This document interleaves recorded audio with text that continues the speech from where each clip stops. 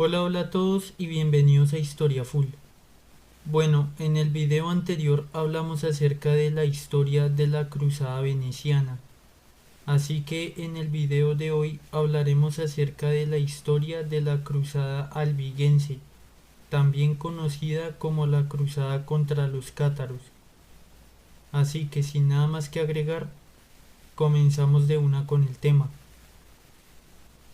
La Cruzada Albigense, llamada también la Cruzada Cátara, fue un conflicto militar que sucedió entre los años 1209 y 1244 por iniciativa del Papa Inocencio III y con el apoyo de la dinastía de los Capeto de Francia, la cual se llevó en contra de los cátaros, quienes eran un movimiento religioso calificado como herejía por la Iglesia Católica y el cual se encontraba asentado en el sur de Francia desde el siglo XII, exactamente en la región de Occitania y de Languedoc. Esta última era una región suroriental dentro del distrito de Occitania. En ese momento, los cátaros ocupaban prácticamente toda Languedoc, la cual a su vez estaba dividida entre varios señores feudales. En el área de Languedoc, los cátaros tenían 5 diócesis importantes: la de Albi, la de Cahors, la de Carcasona, la de Narbona y la de Toulouse, incluyendo la de Agen. Los cátaros recibieron el apoyo de algunos nobles, pero aunque los cátaros no eran muy numerosos, la población local los toleraba e incluso los favorecía. El catarismo ha sido clasificado como una religión de carácter gnóstico y maniqueísta, inspirada en el movimiento de los bogomilos, quienes habían surgido en el siglo X en los Balcanes y con influencias litúrgicas del cristianismo primitivo. Los cátaros entre el siglo XII y el siglo XIII tuvieron un fuerte auge en Europa occidental y a veces eran llamados albingueses en referencia a la ciudad de Albi, donde habitaban muchos cátaros. Pero también los había al norte de Italia, en el reino de Aragón y en el condado de Barcelona. Aunque la mayoría de los cátaros y su administración como tal se encontraban en Languedoc, el catarismo se implantó principalmente en los burgos, que eran poblaciones complejas en las que habitaban señores, caballeros, burgueses y gente del pueblo, junto con poblados circundantes que tenían talleres, artesanos y comercio. La doctrina de los cátaros se basaba en una interpretación dualista del Nuevo Testamento, rechazándolo por ser una creación del mundo material por el falso dios llamado Demiurgo. Por este motivo defendían la existencia de dos principios supremos, el bien y el mal, siendo el primero el creador de los espíritus y el segundo el creador de lo material. También sostenían al matrimonio con fines de procreación, ya que consideraban un error traer un alma pura al mundo material y aprisionarla en un cuerpo sin el apoyo de una familia. También creían en la castidad y en la monogamia como medio de procreación para tener familias. Para los cátaros, el mundo era una plasmación de la dualidad en la que vagaban las almas, que eran los espíritus puros creados por el Dios bueno, los cuales estaban envueltos en sus cuerpos materiales, que eran creados por el Dios malo o Demiurgo. Los cátaros rechazaban el concepto del infierno, argumentando que la propia existencia era el infierno, en el que las almas debían purificarse a través de sucesivas reencarnaciones o transformaciones, hasta alcanzar un grado de autoconocimiento que les llevaría a la visión de la divinidad, escapando del mundo material al paraíso inmaterial. Para llegar a ese estado, predicaban una vida ascética y contemplativa, alejada de los placeres materiales. Los que seguían esta filosofía eran conocidos como perfectos y se les consideraba una especie de herederos o continuadores de las prácticas de los apóstoles, teniendo el poder de absolver los pecados a través de la ceremonia del consolamentum o bautismo, que era el único sacramento en la religión de los cátaros. Esta doctrina cátara chocaba radicalmente con la predicada por la Iglesia Católica en varios puntos. Primero, negaba la existencia de un único Dios, al afirmar la dualidad de las cosas con un Dios malo y uno bueno. Segundo, negaba la Santa Trinidad, rechazando el concepto del Espíritu Santo, argumentando que Jesús no era el Hijo de Dios encarnado, sino una aparición que mostraba el camino a la perfección. Tercero, planteaba un concepto del mundo y la creación diferentes, argumentando que el hombre y el mundo eran malvados por ser materiales, mientras que en el cristianismo el hombre y el mundo son buenos porque son obra de Dios, y el pecado ya sería el acto que corrompe al hombre. Cuarto, argumentaban la salvación por medio del conocimiento y no a través de la fe. Quinto, el modo de vida ascético y sin placeres materiales contrastaba con la corrupción y el lujo en el que vivía la Iglesia Católica, representando una amenaza para la Iglesia Católica misma, ya que los católicos tenían sus diócesis en un medio rural empobrecido y cansado de pagar los diezmos eclesiásticos. Y sexto, los cátaros rechazaban los juramentos porque los consideraban ataduras al mundo material, lo que era un problema para la propia disposición feudal europea, donde debido al analfabetismo reinante, casi todas las transacciones comerciales y compromisos de fidelidad se basaban en juramentos. La Iglesia Católica bajo el mando del Papa Celestino III trató de frenar la herejía de los cátaros mediante una política misionera, multiplicándose cistercienses y enviando predicadores de relevancia como por ejemplo a Bernardo de Claraval en el siglo XII. Sin embargo, cuando murió el Papa Celestino III, asumió el papado el Papa Inocencio III, quien de hecho era un gran señor feudal. El Papa Inocencio III creía en la virtud de las armas cuando éstas estaban guiadas por Dios. También era un jurista que había realizado sus estudios en París y en la ciudad de Bolonia. El Papa Inocencio III creyó que los cátaros habían surgido por la propia incompetencia eclesiástica. Habían pocos clérigos instruidos y muchos obispos dejaban sus diócesis vacías y solo aparecían para reclamar impuestos. Para el día 1 de abril del año 1198, el Papa Inocencio III escribió a sus arzobispos instándoles a castigar a los herejes cátaros, equiparando la herejía cátara con un crimen de lesa majestad, que hoy en día sería el equivalente a realizar un crimen contra el Estado.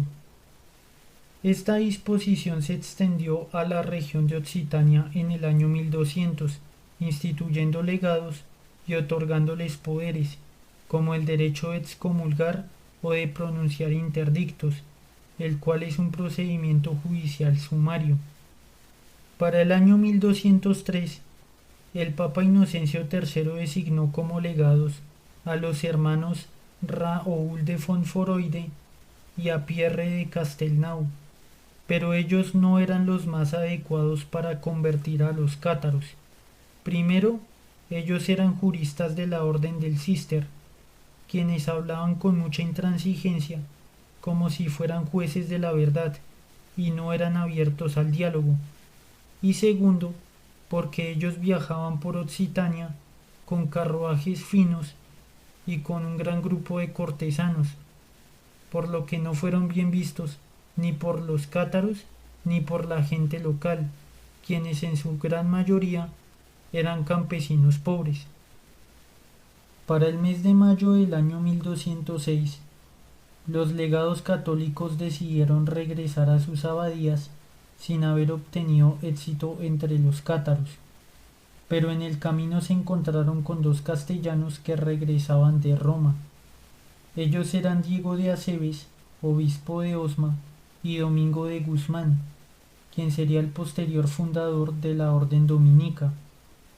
Cuando conversaban, plantearon sus dificultades a la hora de convertir a los cátaros. En ese momento, los dos castellanos plantearon la solución. Primero, había que dedicarse solamente a la predicación y no a las reformas.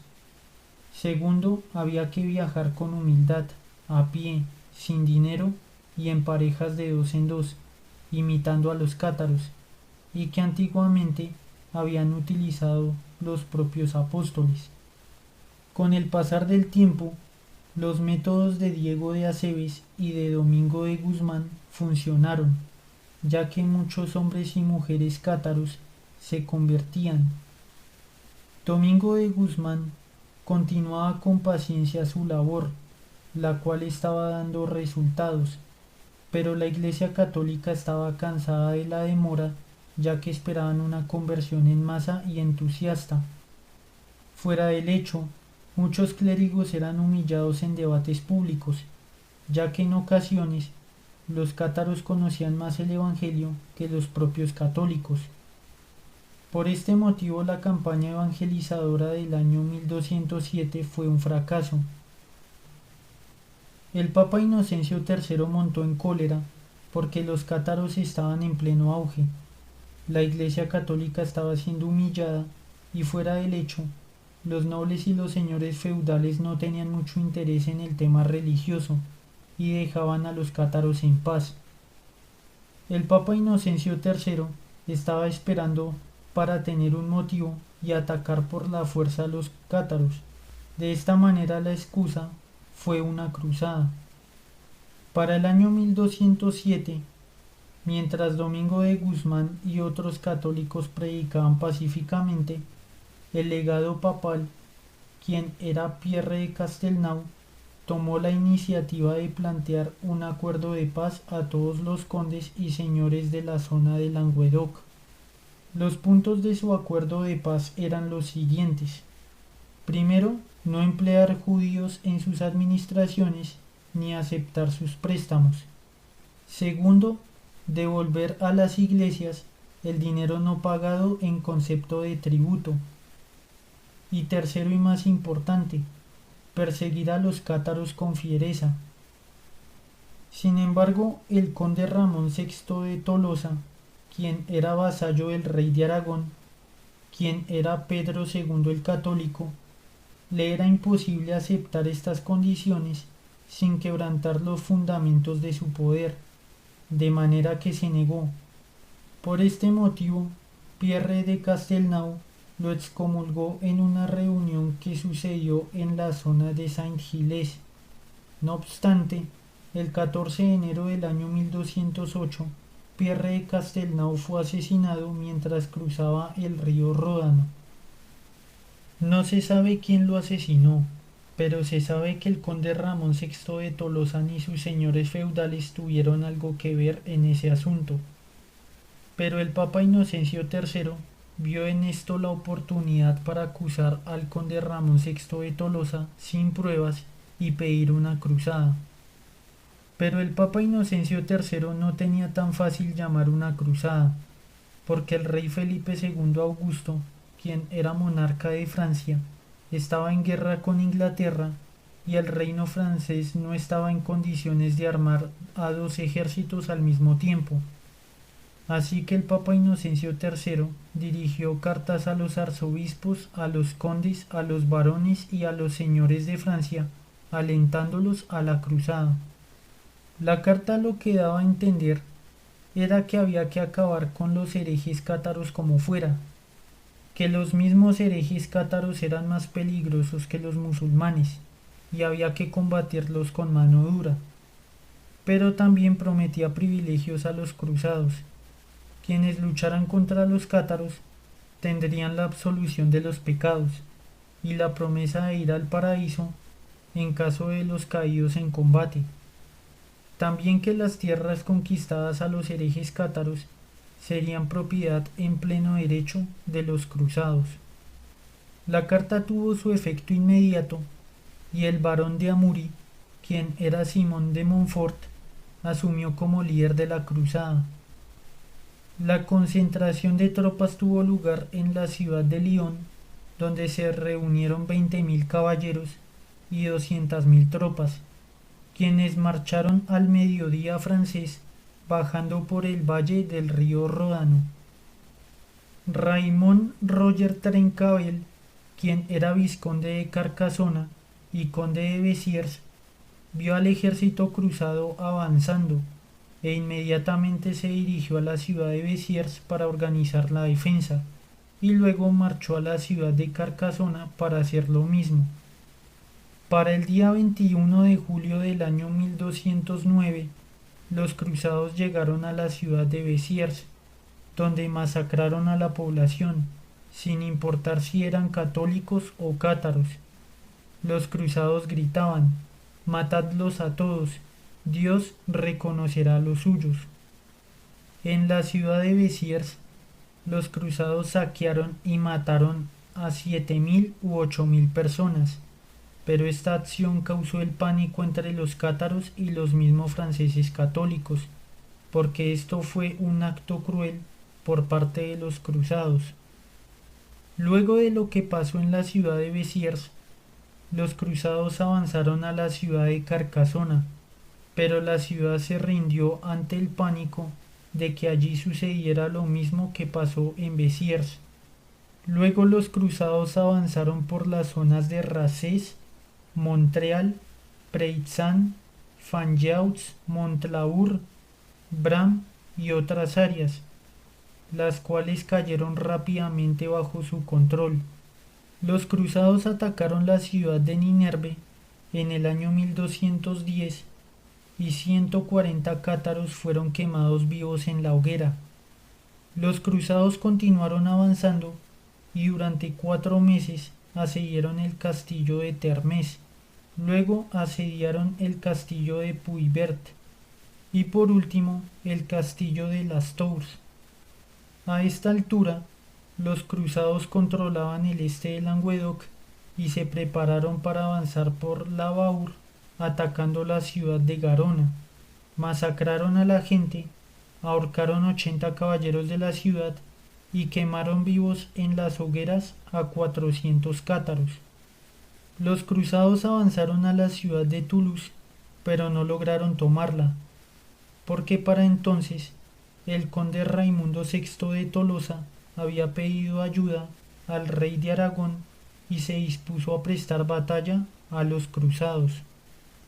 Los cruzados llegaron a la zona de Castelnaudary y se enfrentaron contra los occitanos, quienes eran aliados de los cátaros, durante el mes de septiembre del año 1211. Ambos bandos se enfrentaron violentamente y tuvieron una gran cantidad de muertos, de manera que cada bando reclamó la victoria para sí. Para el año 1213, los vasallos occitanos llamaron al rey Pedro II de Aragón, quien decidió ayudar a sus súbditos.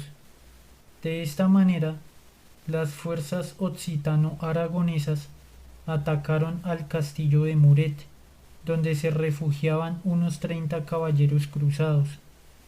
Simón de Montfort reunió 1.000 caballeros cruzados y marchó a la ciudad de Muret para el día 12 de septiembre del año 1213.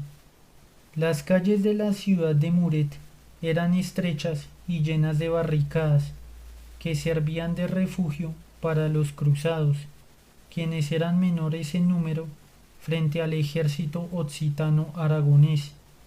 Durante la batalla de Muret, el ejército occitano-aragonés perdió entre 10.000 y 15.000 hombres, incluyendo al rey de Aragón, Pedro II, así que las tierras de Foix, Narbona y Cominges cayeron en manos de Simón de Montfort y sus cruzados.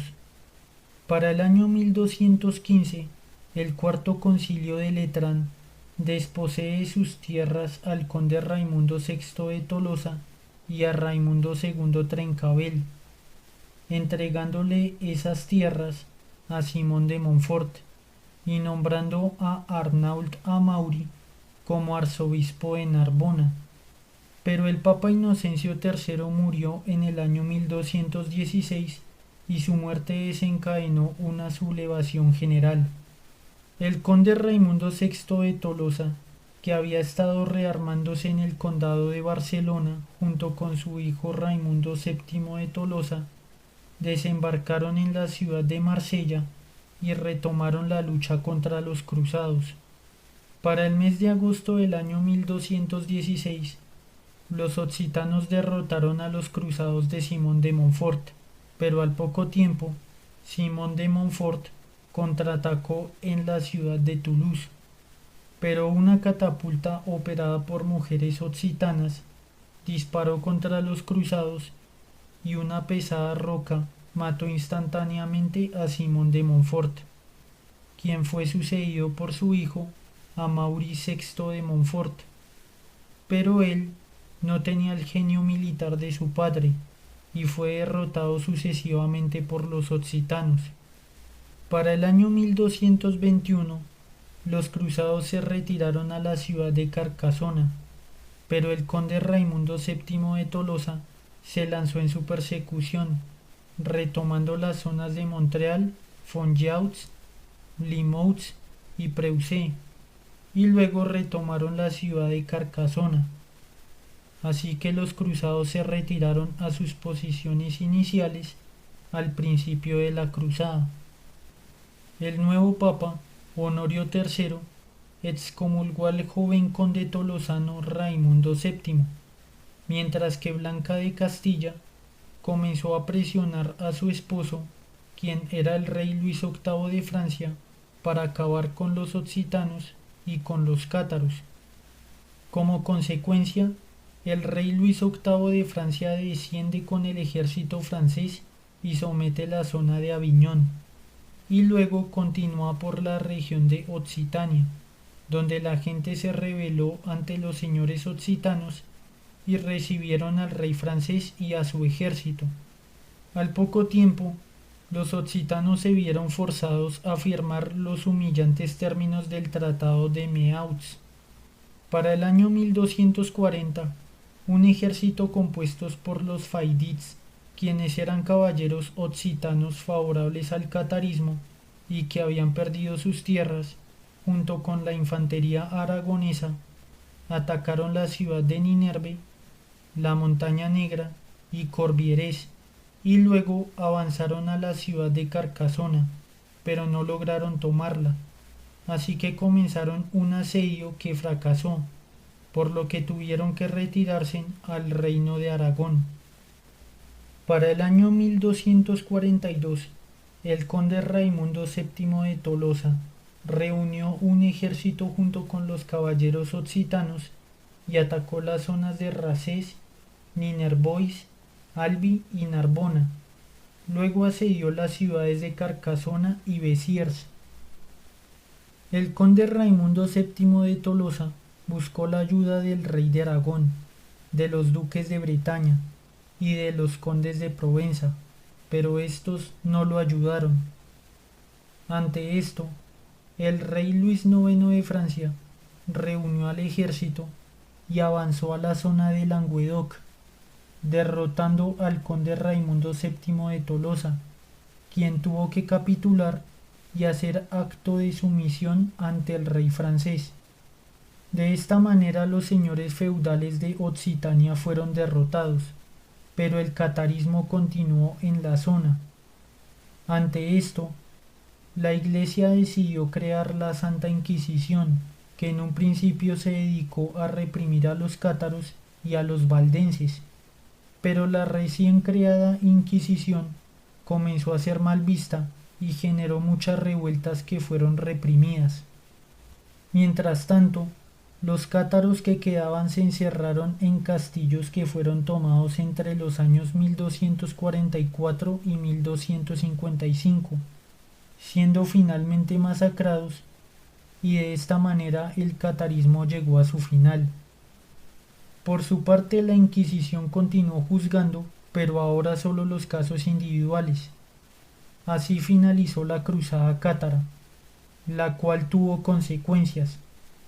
La primera fue que el catarismo más o menos continuó en las áreas periféricas de Bosnia y Aragón hasta el siglo XIV, cuando los turcos otomanos conquistaron Bosnia, mientras que en Europa occidental, debido a la presión católica, la herejía cátara desapareció. Además, en el curso del conflicto, nacieron instrumentos que fortalecieron a la Iglesia Católica, como lo fue la Orden de los Predicadores y la Santa Inquisición. La segunda consecuencia fue que la Cruzada Cátara finalizó la expansión aragonesa al norte de los Montes Pirineos y provocó el final del Condado de Tolosa, ya que las áreas de Tolosa, Carcasona, Foix y Provenza, incluyendo Comminges, estaban en Francia, pero se habían declarado súbditos de los aragoneses. Cuando la Cruzada Cátara acabó, estos territorios volvieron al control francés. Este retroceso al norte, más el estancamiento al sur, debido a la sentencia arbitral de Torrellas y el Tratado de Elche, sería una de las causas de que la monarquía aragonesa se volcara en su expansión por el mar Mediterráneo en los siglos siguientes.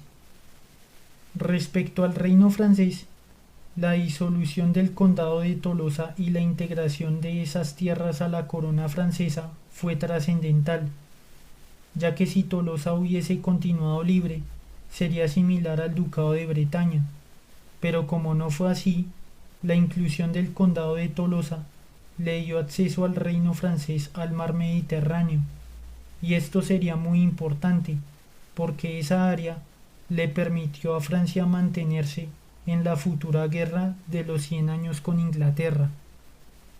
Bueno, hasta acá llega el video. Si les gustó pueden dejar su like, si no les gustó pueden dejar su dislike o comentario.